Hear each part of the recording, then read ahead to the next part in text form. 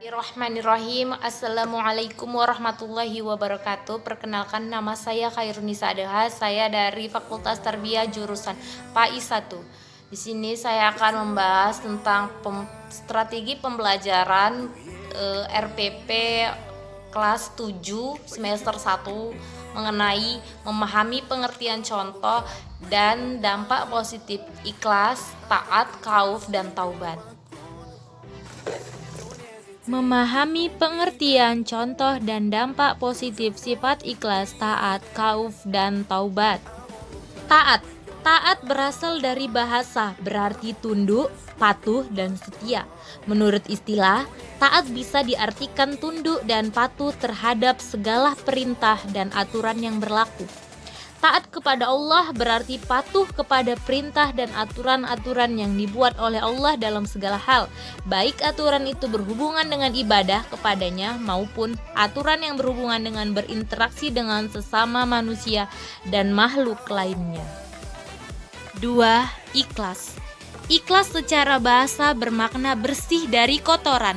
Sedangkan secara istilah, ikhlas berarti niat menghadap ridho Allah semata dalam beramal.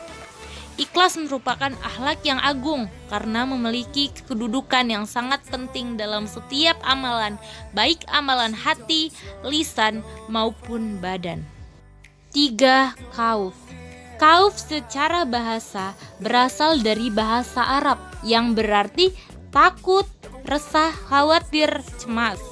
Menurut istilah, khauf adalah suatu sikap mental merasa takut kepada Allah karena kurang sempurna pengabdiannya, takut atau khawatir kalau Allah tidak senang padanya dan akan menghukumnya karena apa yang telah dilakukan. Yang terakhir ada taubat.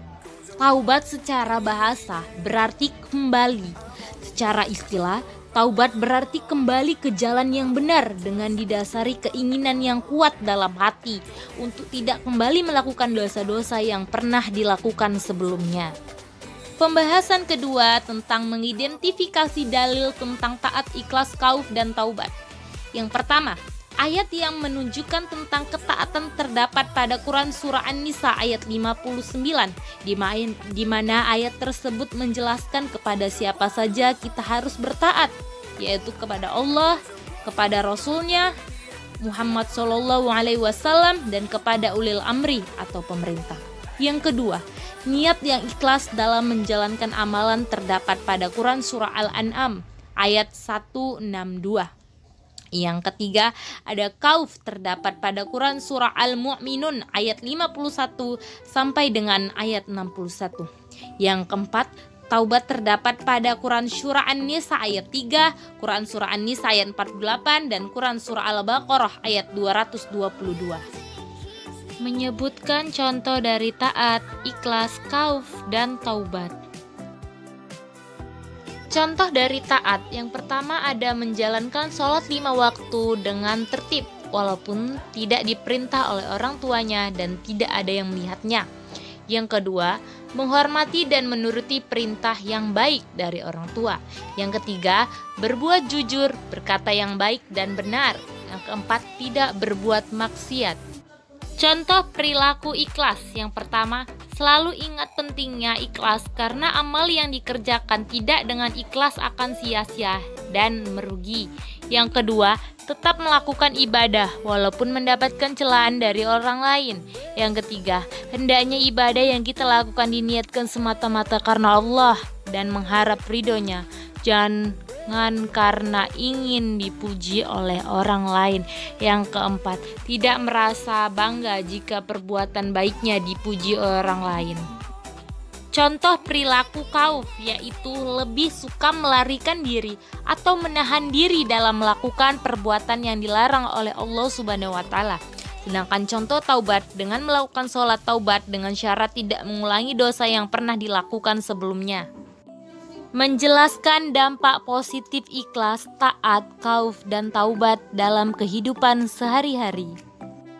Nilai positif taat yaitu akan dimasukkan surga oleh Allah, memperoleh ketenangan batin karena merasa selalu dekat dengan Allah.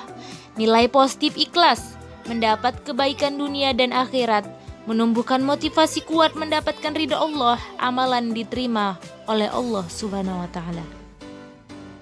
Nilai-nilai positif dari khauf kepada Allah. Yang pertama, khauf bisa menjaga diri dari melakukan perbuatan dosa. Yang kedua, kualitas ibadahnya selalu meningkat karena khawatir ibadah-ibadah yang telah dikerjakan banyak kekurangan. Yang ketiga, terhindar dari rasa ujub dan ria dengan ibadah yang telah dikerjakan. Taubat berdampak positif antara lain. Yang pertama, Allah akan mengganti dosa orang yang mau bertobat dengan kebaikan, mendapat rahmat dan ampunan dari Allah. Yang kedua, mati dalam keadaan husnul khatimah, mendapat pahala atau keberuntungan, atau masuk surga. Nah, yang kita pakai yaitu strategi Contextual Teaching and Learning atau CTL. Karena konsep belajar yang membantu guru mengaitkan materi pembelajaran dengan situasi dunia nyata siswa dan mendorong siswa membuat hubungan antara pengetahuan yang dimilikinya dengan penerapan dalam kehidupan sehari-hari. Alasan saya memakai strategi ini karena strategi Contextual Teaching and Learning sangat cocok dengan materi pokok mengenai pengertian contoh dan dampak positif sifat ikhlas, taat, khauf, dan tobat. Dengan memakai strategi CTL, siswa dapat menemukan makna dari apa yang dipelajarinya dengan menghubungkan konten materi akademik dengan konten kehidupan sehari-hari. Pendekatan kontekstual dapat dijalankan tanpa harus mengubah kurikulum dan tatanan yang ada. Selain itu, pembelajaran kontekstual bertujuan untuk membekali siswa dengan pengetahuan secara fleksibel dalam diterapkan dari satu permasalahan ke permasalahan yang lain.